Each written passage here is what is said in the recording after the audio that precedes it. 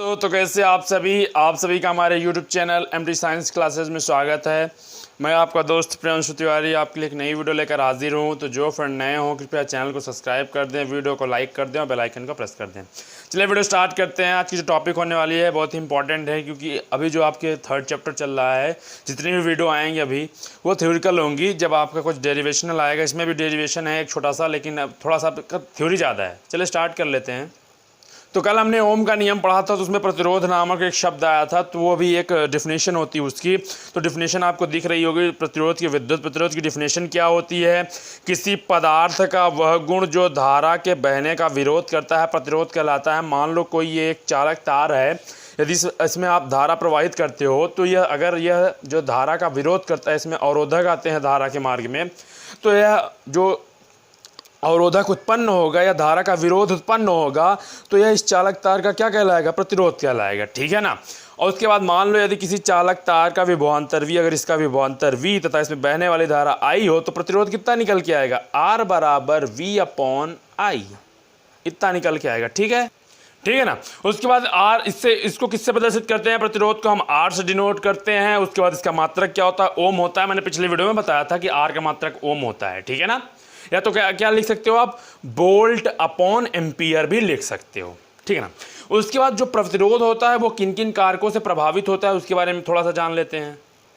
जो प्रतिरोध को प्रभावित करने वाले कारक कौन कौन से होते हैं? तो पहला कारक होता है प्रत्येक तार का प्रतिरोध चालक की लंबाई के समानुपाती होता है। अर्थात तार की लंबाई आप बढ़ाते जाओगे तो उसका प्रतिरोध भी क्या होता जाएगा? बढ़ता जाएगा।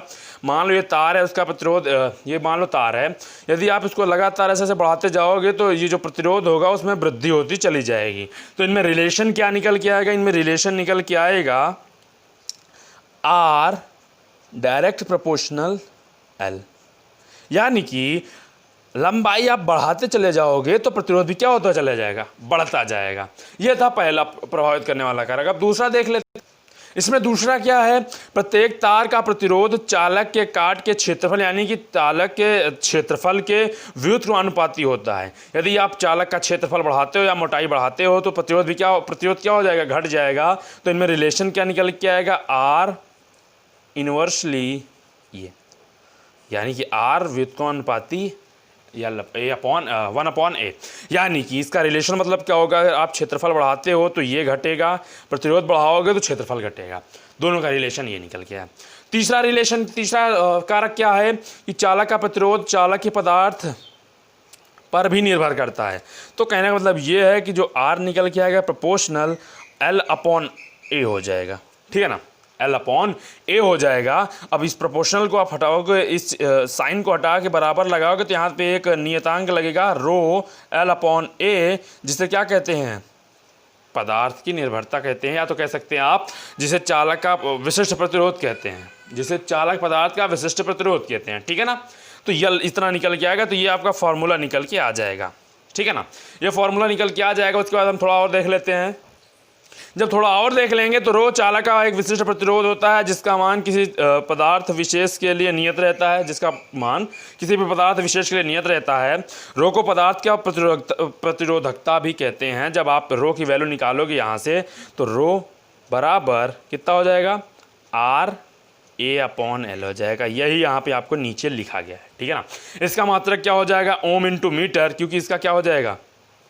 आप मात्रक में निकाल लो, ohm into metre square upon L का मात्रक मीटर, तो 1 मीटर से 1 मीटर कैंसिल हो जाएगा। तो आपका बचेगा कितना? Ohm into metre. मैं आशा करता हूँ आपको ये दोनों डेफिनेशन समझ में आई होगी। तो मैं तीसरी डेफिनेशन आपको दिखा देता हूँ अगले जाके। अगली डेफिनेशन क्या है? विशिष्ट चालकता किसे कहते हैं? किसी भी पदार्थ या किसी भी चालक की विशिष्ट चालकता क्या होती है वो देख लेते हैं आप। तो विशिष्ट प्रतिरोध के व्युत्क्रम को विशिष्ट चालकता कहते हैं। इसे सिग्मा से प्रदर्शित करते हैं। सिग्मा से किससे प्रदर्शित करते हैं? सिग्मा से। जो सिग्मा होगा वो बराबर होगा किसके? 1/ρ के। 1/ρ के। और आपको रो बराबर पता है RA/L।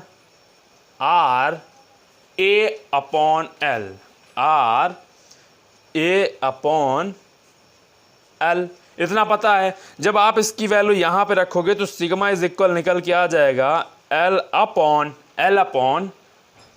L/R इंटू ए, इतना निकल के आ जाएगा। आप इसका मात्रक निकालोगे तो इसका मात्रक कितना निकल के आ जाएगा, मात्रक कितना निकल के आएगा, मात्रक आएगा ओम मीटर इनवर्स, क्योंकि इसके मात्रक का उल्टा हो जाएगा। तो इसका मात्रक ओम इंटू मीटर है, तो इनवर्स कर दोगे तो सिग्मा का मात्रक यानी विशिष्ट चालकता का मात्रक क्या हो जाएगा, निकल के आ जाएगा। ये रही 3 डिफिनेशन। चौथी डिफिनेशन क्या है उसके बारे में थोड़ा सा देख लेते हैं। यह है चौथी डिफिनेशन अपवाह वेग या अनुगम वेग। ये थोड़ा सा अलग है आपका, तो ये आपकी सिलेबस से आपने हाई स्कूल में इसको नहीं पढ़ा होगा। तो किसी चालक के किसी बिंदु पर बैटरी जोड़कर, मान लो ये कोई चालक है, हम ऐसे बना देते हैं, ये कोई चालक है, इस पे किसी बिंदु पर हम यहाँ पे एक बैटरी लगा देते हैं, ऐसे बैटरी लगा दी, ये चालक हो गया। आप क्या कह रहे हैं, बिंदु पर उसके सिरों के बीच विभवांतर स्थापित करते हैं, तो यहाँ पे विभवांतर v हो जाएगा। स्थापित करें तो इलेक्ट्रॉन एक सिरे से दूसरे सिरे की ओर क्या होने लगते हैं, एक निश्चित वेग से गति करने लगते हैं। अगर इधर से इलेक्ट्रॉन गति इधर से जा रहा धन आवेशित, तो इलेक्ट्रॉन क्या करने लगेगा, एक सिरे से दूसरे सिरे की, यहाँ से यहाँ, फिर यहाँ से यहाँ, ऐसे गति करने लगेगा। एक सिरे से दूसरे सिरे के बीच एक निश्चित वेग से क्या करने लगेगा, गति करने लगते हैं। इस नियत वेग को क्या कहेंगे, अनुगम वेग या अपवाह वेग कहेंगे। इस नियत वेग को इलेक्ट्रॉन के जो इलेक्ट्रॉन जो यह गति कर रहा है, जिस वेग से यह गति कर रहा है, इसी वेग को, इस वेग को क्या कहेंगे, अपवाह वेग या अनुगम वेग। तो ये डेफिनेशन आपको समझ में आ गई होगी। अब लास्ट इस वीडियो की जो लास्ट टॉपिक है वो एक डेरिवेशन है छोटा सा, तो उसको आपको समझना है, ठीक है ना। चलिए स्टार्ट करते हैं। तो हमको कौन सा डेरिवेशन करना है, हमको डेरिवेशन करना है अनुगम वेग तथा धारा में संबंध का। तो चलिए फिगर एक छोटा सा बनाते हैं। पहले फिगर आप पहले एक चालक बना लो। जैसे जैसे आप बनाओगे उतना लिखना भी पड़ेगा, माना मैं हर वीडियो में आपको बता देता हूँ इसीलिए, ठीक है ना। तो एक बेलनाकार ऐसे चालक आप बना लो, ठीक है, बन गया। अब दोनों, अब इसके सिरे से बैटरी जोड़ देते हैं हम। क्या करते हैं, बैटरी ऐड कर देते हैं।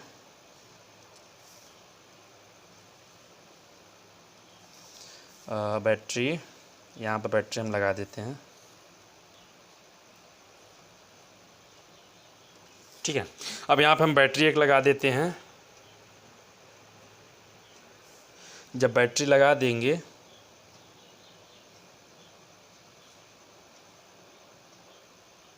ऐसे बैटरी लगा दी, इतना हो गया। अब आपको क्या लिखना है, इसकी चालक की लंबाई L लिख दो, इसका क्षेत्रफल A लिख दो। उसके बाद यहाँ पे आपको एक छोटा सा क्यूब बना लेना है, ऐसे वाला आपको पता होगा, ठीक है ना। एक क्यूब बना लेना है जिसमें मुक्त इलेक्ट्रॉनों की संख्या n मान लेनी है। इतना आपने कर दिया, इतना कर दिया। अब आपको माना क्या लिखना है, माना किसी चालक तार, यह एक बेलनाकार तार है, माना किसी चालक तार का क्षेत्रफल A तथा उसके प्रति एकांक आयतन में मुक्त इलेक्ट्रॉनों की संख्या, प्रति एकांक आयतन, ये छोटा सा आयतन में मुक्त इलेक्ट्रॉनों की संख्या कितनी है, n है, तथा चालक तार की लंबाई कितनी है, L है। मैं इतना आपने समझ लिया, मैं इसको लिख देता हूँ अब। तो आपको इतना लिख देना है, मैंने वही लिखा जो मैंने आपको बताया कि माना किसी चालक का अनुप्रस्थ क्षेत्रफल A तथा उसके प्रति एकांक आयतन में मुक्त इलेक्ट्रॉन की संख्या n तथा चालक की लंबाई L है। इतना आपको लिख देना है। अब डेरिवेशन स्टार्ट कर लेते हैं। ये छोटा सा क्यूब है तो हम लिखेंगे 1 मीटर क्यूब आयतन में मुक्त इलेक्ट्रॉन की संख्या, आयतन में मुक्त इलेक्ट्रॉन की संख्या कितनी है, हमने n मानी है, हमने कितनी मानी है, n मानी है। इतना कर देना है। उसके बाद क्या लिखेंगे, अब ये तो छोटे से एक मीटर क्यूब आयतन यानी कि सूक्ष्म आयतन में हमने क्या निकाल लिया, इलेक्ट्रॉन की संख्या निकाल ली। अब चालक के संपूर्ण आयतन में हम निकाल लेते हैं, चालक के संपूर्ण आयतन में मुक्त इलेक्ट्रॉन की संख्या, संपूर्ण आयतन में मुक्त इलेक्ट्रॉन की संख्या।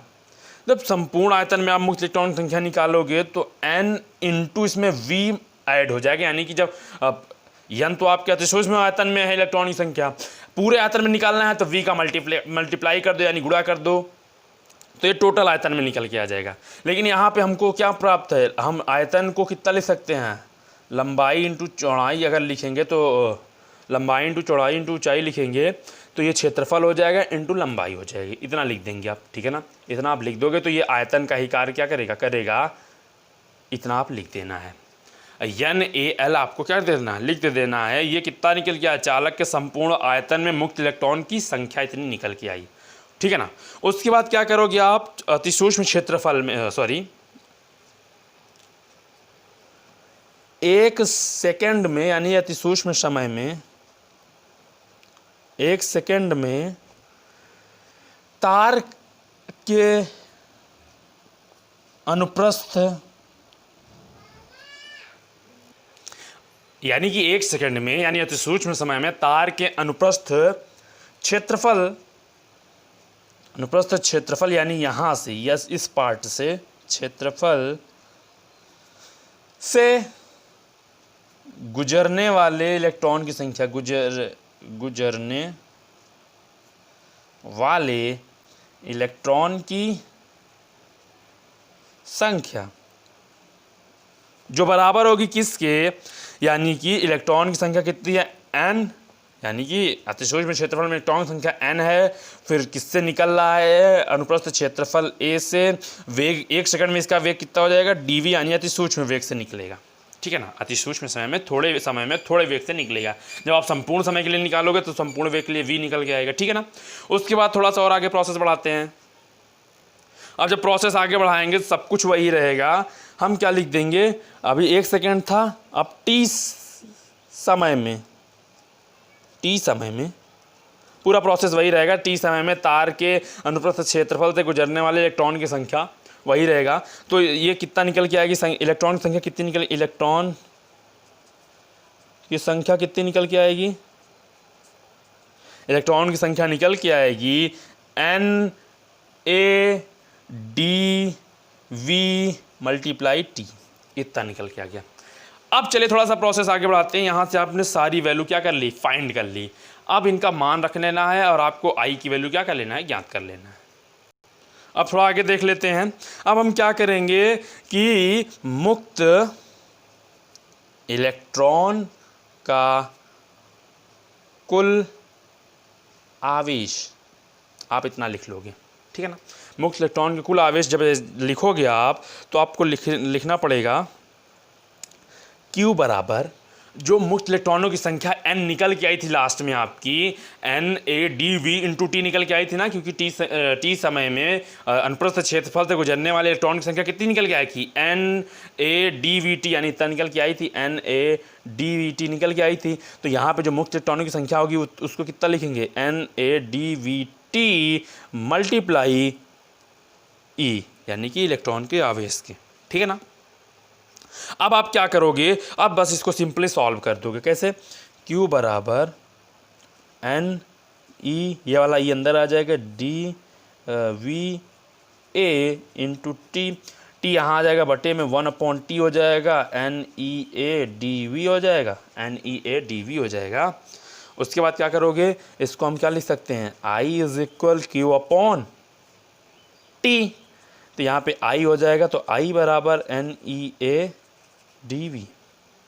ये था इनमें रिलेशन, अनुगम वेग और किसमें, ये है आपका अनुगम वेग और ये है धारा। तो ये दोनों में रिलेशन निकल के आया। मैं आशा करता हूँ आपको ये वीडियो पसंद आई होगी, क्योंकि अभी आपको थोड़ा लेंदी लग रहा होगा, क्योंकि अभी आप थ्योरिकल पार्ट पढ़ रहे हो। जब आगे थोड़ा सा और अच्छे टॉपिक्स आएंगे तो आपको और इंटरेस्टिंग लगेगा। तो वीडियो पसंद आई हो तो वीडियो को लाइक कर दे, चैनल को सब्सक्राइब कर दे, बेल आइकन को प्रेस कर दे, अपने दोस्तों के पास ज़्यादा मात्रा में शेयर करें। धन्यवाद।